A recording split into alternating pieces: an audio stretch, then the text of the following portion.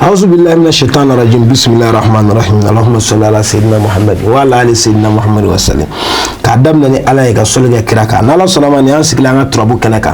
كفولي كرانا كدي فلبا بلا جلما تشني مسو دمس أن مكربا مالكونا أن مالكوكا كفاو بسم الله كايمشون مديكا كاو بلا جلم فو مو ويغا بارا بلاكي سي كايمشون ماكونا نفاو كما أنا فولي بلوي بي نلا سلام يمشون كابل مغنا ودني في سلا غولون جاي ni professeur be jaake ñofe professeur Magasise lui n'est plus à présenter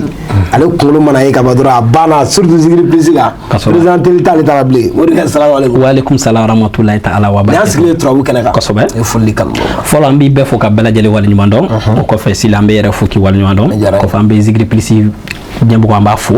ko fa ambe an kanu maga be fo ko fa anti nyina bi chama saw fo mo ko mun bulu be la turukuna kata bele dugu andi nyina kosobe bele dugu kamen ngana fo bele dugu ambi ngana fo bajangara ambe ngana fo wasolo kambe mali dafa dugu be dien chama sabe kama be fo ka bela jele wal alhamdulillah bela jele alamne nala sonama ni ansikli kosobe bitay woni anta blaga tayro jamble ame turabu dengelenta na Afrika kuma la kabi mission damne kuma be meseni kuma nga kabi mission damne yo fu ko turabu den kelengelen be abe mogo minye dan tala be tieni minye dan tala wa ngoni tayi amogo glanro de kadara madoma ante mogo saoro di ye turabu den do be ko adama mogo ba fu garse so dino na ala sona ma bi kibani na la do bara adaka murga ma mogo bo explication am fe bega do soro o fanana bi kasobe gardiga arabu ko ma ko riziku kabako bi ane okay ala to bi kono don kono to ala ere to kili petawla ka fama ko ya razako keme sabani shiki kabako bi adama turabu de mundo akara garjiga so de mamna ala ya fa adama da ala ya nini kaso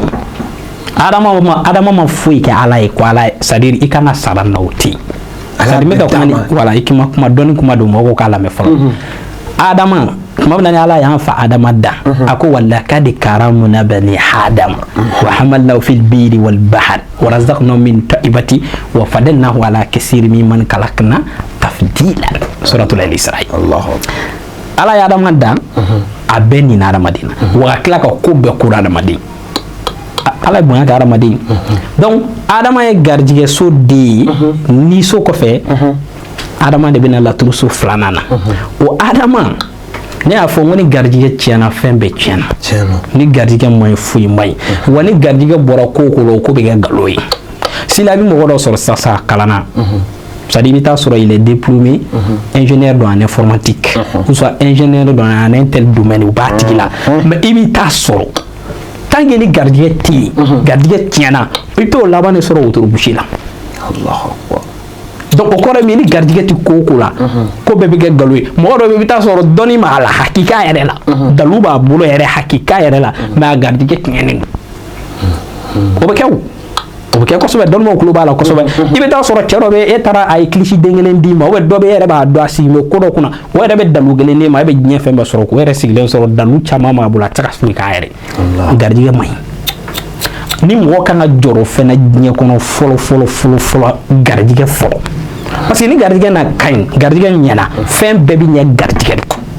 muso be gardiga ko fo mo ko fo gardiga na folo tikili no gardiga na folo bi gardiga de ko okay na folo ne kuma do fo mo ga fo ka na folo o be gardiga de ko ni ko almuru abu fo karamo nyana folo nyana nga fama ibe ta solo na fara ko ala to ko infile de ko ni ala to ko kanya ma fa allahumma irzukni aban amma fa allahumma arzikni rizqan kaseera ala so gardiga mo ngabo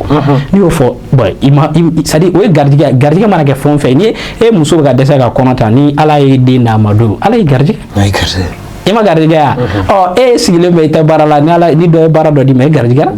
o me sisa wari karamu wanda nangen na fulukiye o fana ba da ma khasatan ina fo la turu do na la turu do rebe ini ke mamun to da men na fulu so de na ko ton de gaya donc adama e gardiga central do ni ko fe fu mambu ni gardiga ni kɔfɛ ala ye adamaden da ni ninnu mɔgɔninfin na fɛn filanan min kɔfɛ o de garijɛgɛ o de kama adama nana so filanan na a ma na so filanan na tew kodɔnna dɔw de y'a sigi a kan parce que mɔgɔninfin bɛ représenter ni nin tɛ i sara ni mɔgɔ a b'a fɔ mɔgɔ n'a ni bɔra la sisan dɔrɔn a tɛ wele ko mɔgɔ a wele de ko su o la i tɛ yen tuguni quoi o de kama sejo nana janfa ni min nana fɔlɔ la ni so nana ni ye fɔlɔ ye minnu ye basidaw kalan n'ala sɔnna don na an bɛna tableau minɛ min na lasuru den kelen mun de la sejo ye nin ye m'a wolo ka yiri la un coup i b'a ye sisan mun de na adama kɛra garijɛgɛ m'a di ma si furu la moriya yɛrɛ ka ne si furu la i yɛrɛ b'a ye directement dugu jumɛn na adama kɛra garijɛgɛ don dɔ de y'a sigi a kan n'ala sɔnna bon o adama in ne bɛ fɛn kelen mun ɲini mɔgɔw fɛ u ka kɔn ka garijɛgɛ ɲini ni ko bɛɛ parce que ni garijɛgɛ tiɲɛna dɔrɔn foyi ma ɲi ni garijɛgɛ tiɲɛna fɛn bɛɛ bɛ kɛ nkalon ye i ma hali mori bɛna intikamu kɛ c'est à dire ni mori bɛ fɛ ka i mun ta k'i mago sa e hakili k'u bɛ kɔn ka mun fɔlɔ kɛ mun bɛ kɛ garijɛgɛ de tiɲɛ fɔlɔ donc maaw ɲininka o tulo b'a la fɔlɔ n'u bɛ fɛ k'i mago sa hali laturudalaw filɛ n'u y'i ka laturu d'a ma aw maa bɛna taa taama na sisan n'i ye weleli kɛ ko karamɔgɔ n ka turabuden lajɛ sisan garijɛgɛ ko laturuden lajɛ ou bien an bɛna taa wari ko lajɛ mɔgɔ dɔ bolo sisan wari min sɔrɔ wari tɛ sɔrɔ bon n ko bɛ sakala tugu de ma minnu bɛ sakala dɔn kosɛbɛ u tulo b'a la n'i b'i ka sakala wolo i mago bɛ se adama ma sa i mago bɛ se adama ka so ma la so a b'a fɔ adama ka so ta garijɛgɛ so ta sira ta ni ta ou bien dɔw b'a fɔ nin ta i ka wolo na dɔw yɛrɛ ka sakala yɛrɛ la u bɛ turabuden na u b'a fɔ nin so ta i ka wolo o bɛ so kelen di nin ta i b'a wolo o bɛ so kelen di n'o so fila fa i bɛ taa sɔrɔ n'a so jaabi taara bɛn adama ma u b'a fɔ n ka cɛ ta ala sɔnna ni garijɛgɛ kelen bɛ sɔrɔ ni wari kɔni a ma fɔ i ka taa sini bɛ wari sɔrɔ bɔ ta bɛ wari sɔrɔ Allahu Akbar i y'a faamuya donc kama adama ni maa bɛ kɔ fɛn fɔlɔ la garijɛgɛ ɲini yanni ka kɔ nafolo la garijɛgɛ ɲini ni mori bɛ fɛ ka mɔgɔ tɔbu k'i la k'i mago sa k'i ka lolo tiɲɛ k'i ka ko bɛɛ tiɲɛ o b'i ka garijɛgɛso de datugu fɔlɔ n'i ka garijɛgɛso datugu chance yɛrɛ tɛna i ka ɲɛnamaya kɔnɔ jango ko ka kɛ mɔgɔ dɔ bɛ yen i bɛ taa sɔrɔ ale yɛrɛ ka diɲɛlatigɛ fermelen de don hali mɔgɔ t'a fɔ min dɛmɛ hali ale tɛ ko kunbɔlen o mɔgɔw bɛ yen dɛ dɔ tɛ don ta ka da don sugu kɔnɔna na ka sugu bɛɛ yaala ni mɔgɔ t'a ɲininka ko mun b'a quoi donc ce qui veut dire que garijɛgɛ de datuguna n'i y'a n taara karamɔgɔw fɛ yen u bɛ ala wele kɛ su ni tile a tɛ ka ɲɛ c'est que garijɛgɛ dɔ tiɲɛnen don o kɛn bɛ k'i ka garijɛgɛso dɔ datugu donc garijɛgɛ ko ba dɔ ye bon ne munna ladɔn in an b'a fɔ ala ka hinɛ a tigi yɛrɛ la maa min y'an kalan ni dalu la bɛlɛduguka don cɛkɔrɔba don ni mun ye mori kisɛ kelen fili dɔ ye ale de ye guna ladɔn gindo d'a ma ani kolonkisɛ bɛ baara ani dɔrɔmɛ kelen kelen bi baara ani buji 7 bi baara adama yɛrɛ sigi bɛ tɔmɛ 7 kan ni dalu in ti peut-être ye ayi parce que dalu dɔw bɛ yen e b'i kunfɛ morikɛ b'a kunfɛ o bɛ yen koyi mais dalu dɔw bɛ yen e t'i kunfɛ morikɛ yɛrɛ t'a kunfɛ fo n'a ye ɲɔgɔn nɛgɛ dalu dɔw bɛ yen e t'i kunfɛ morikɛ yɛrɛ t'a kunfɛ o ye jumɛn ye ni adama kunna ladɔn mun filɛ nin ye buji 7 de bɛ ɲini a buji 7 anw bɛ adama an b'a fɔ mɔgɔ hali n'an b'a d'i ma an bɛ adama ci cogo jira la n'a sera ni mɔgɔ ma ye buji sa a bɛ f'i ye ka adama ci a kan buji kelen kelen na bɛ adama ma k'a bɛɛ kan donc ni daga in dilanna ka ban an bɛ daga in ci ma ni daga in cili ma n'i ye daga in sɔrɔ daga in bɛ ku i fɛ su 7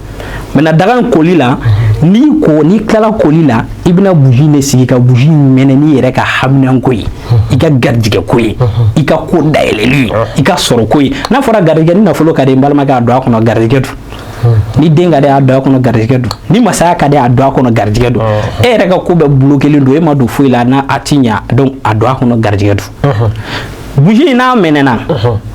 ala sɔn bɛ mais ni dɔw ta ti ɲɛ o bɛ buji mɛnɛ bi ka sini a mɛnɛ sinikɛnɛ a mɛnɛ sinikɛnɛ kɔfɛ buji bi ban ka mɛnɛ ne yɛrɛ mɔgɔ minnu ka mɛnɛ bi ni sini tile sabanan olu ko k'olu ka buji olu kɔni ye buji bila dugu jɔra olu y'a sɔrɔ u tɛ buji yɛrɛ ta yɔrɔ dɔn u ye so bɛɛ don ɲɔgɔn na u ma buji ye bon n'i y'a mɛnɛ normalement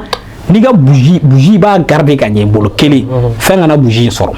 filanan ni mun ka buji banna ka mɛnɛ i b'an wele fana o fana ta damata kuma dɔ ye kɔdi dɔ b'o fana ayi ni ko dɔw bɛ dabali bɛ ɲɔgɔn wuli koyi e bɛ fɛn dɔ di dɔ ma k'o b'a wuli nka dɔ kɛ mɛ ka ko dɔ kɛ dɔ la o ka girin n'i ta ye koyi o ka girin n'i ta yɛrɛ e b'a la tɔgɔ dɔ baara dɔ ye k'a ka nafolo sɔrɔ i bɛ taa sɔrɔ dɔ kɛ mɛ ka taa jigin i n'alakaw ma kɔlɔn dɔ kɔnɔ e kɛmɛ ka taa tɔgɔ dɔ ta k'o baara dɔ kɛmɛ ka taa ala tɔgɔ dɔ jumla ta k'a jigin o kɔnɔ e ta in seko akame na fo ni e tara police wele ma do kama o do tara general 5 étoiles do wele kana ay bo do tikilene donc ba ko la o ba ala to la o be na fo be donu na to gamna mena ni woni ni sira ka buji wolo vla bam sila bi ko doy Allahu akbar ay ala sono ma ibi ko doy gardige bi dayele ka fo mo go bi ladu tayo ti bo bi boama ka fo ndara kar mo ko do fe nya ala wele ge akoko ngalo may fo ka jingu lito kuma fo mi bamanon bi tobu baraye tobu koro de ko nataham ye ji tasuma fiye bogo lu bi fa ka dalu baraye fo ka ti sai gardige kana datu abe barani ni adamati to dalo ko bala ni go adama do ni go guna la don la to masaw bi yele di parce que ba do adama yiri man kene ka teme guna ereka asaraka go do bulal tugara de ni bina tatungala ni gelea gona tugara ni ga adama ni la turu dani adama tara de ga sto do la do bi guna la don dono nyini nono ka asaraka no dono ka bampiu ka chima ayo dono o soro na yi ko la chingeli nono ba bi kono ko ikumi yala la Allah ko bi sika daile Allah o an woni alla don do labi ana kolonise adaga era mi ba daga do adaga fana glambe professeur fe kaba donc ni mamu ba no fe ibo wulere ke mi to ni ba to fo ne era di biga buji labe diga buji labe na ibana ke bien fa ni munu be ko fa amba chuma dia shella ni munu be yoro la ambe ferege ba la soroto kam na bi chimati o ma no mani mi fa na ija ibisa ka buji sa ga oro la c'est-à-dire en cas na soro munu bi sra fe buji kana problème soro donc adama mi chi buji ka to kam na ne era professeur bo nyefi inbox la iba chi buji ka garder no ni daga inseri bolo ibi kwala ki wulum vlado ni ala sona ma maliko ka mo be ki be fe kani daga kofole soro e fe ka do soro ala no adama anin na ladon barale professeur magasi se fe ina faare da do la tumna ka wala awi e fe ka do soro ala balma ke balma so ikira jien roro morke wuli ni na nyo soro e kan itala soro tumna morke bina ofi na la sona numéro bi gateme jaw nya fe min maliko ka obi indicatif ke 00223 77 18 13 94 ni Congo ni professeur magasi se bi nyo soro o e bi ta soro daga na tumna morke bo fi na la sona ni man sense ga se ni anga kuru chenjenka morke bi do kanyame bitan kuje